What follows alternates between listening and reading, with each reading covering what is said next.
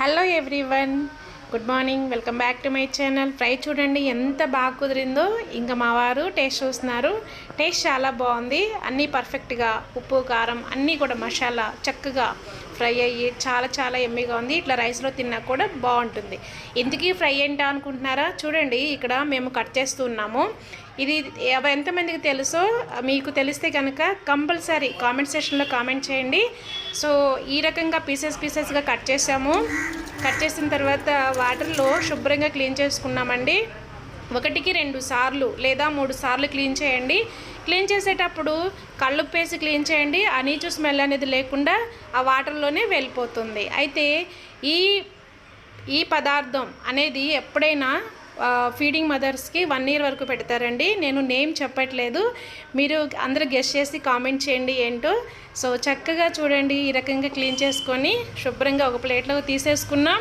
అయితే ఈ ఫ్రైకి కావలసినటువంటి ఐటమ్స్ కూడా నేను కట్ చేసుకున్నానండి. ఒక 3 ఆనియన్స్ కట్ చేశాను, కరివేపాకు, అలాగనే పచ్చిమిర్చి. ఈ టమాటోస్ ఫ్రైలో కాదండి, కర్రీలోకి కట్ చేసుకొని పక్కన పెట్టుకున్నాను.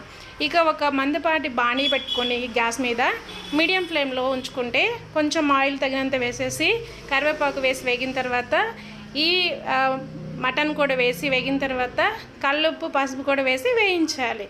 చక్కగా మూత పెట్టాల్సిన అవసరం లేదండి. మూత పెడితే మాత్రం కర్రీ అయిపోతుంది, ఫ్రై అవ్వదు. పక్కన కూడా మటన్ పెట్టి ఉడికిస్తున్నాను కర్రీ కోసం.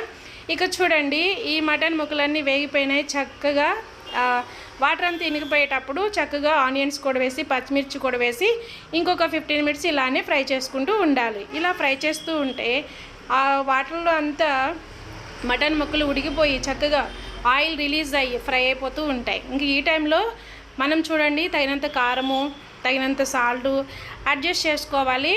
అయితే చూడండి, చక్కగా ఆయిల్ రిలీజ్ అయిపోయింది, ఆనియన్స్ చక్కగా ఫ్రై అయిపోయి ముక్కలు కూడా ఫ్రై అయిపోయాయి. 3 tablespoon కారం వేసేసాను. మీకు టేస్ట్కు తగినంత, మీరు ఎక్కువ తింటే ఇంకొక 1 tablespoon వేసుకోండి, మాకు సరిపోతుంది. అలాగనే చూడండి, ఇంకా స్పెషల్ మసాలా నేను తయారు చేశాను.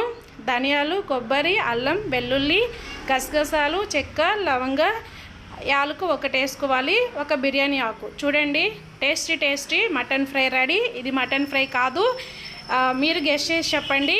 సో చక్కగా చాలా చాలా ఎమ్మీగా చాలా టేస్ట్గా ఉందండి. మసాలా పట్టి ముక్కకి అటు ఇటు తిప్పినా కూడా చాలా బాగుంది. ఇక నేను ఆలస్యం చేయకుండా రాగి చపాతీ చేశాను. ఈ చపాతీలోకి కాంబినేషన్ ఎలా ఉంటుందా అని చూస్తున్నాను. ఫస్ట్ టైం తినడం నేను ఇలా చపాతీలోకి. టేస్ట్ అయితే బాగుంది, చాలా టేస్ట్గా ఉంది. మరి నాకు వీడియో మీకు నచ్చిందా? నచ్చితే లైక్ చేయండి, షేర్ చేయండి, సబ్స్క్రైబ్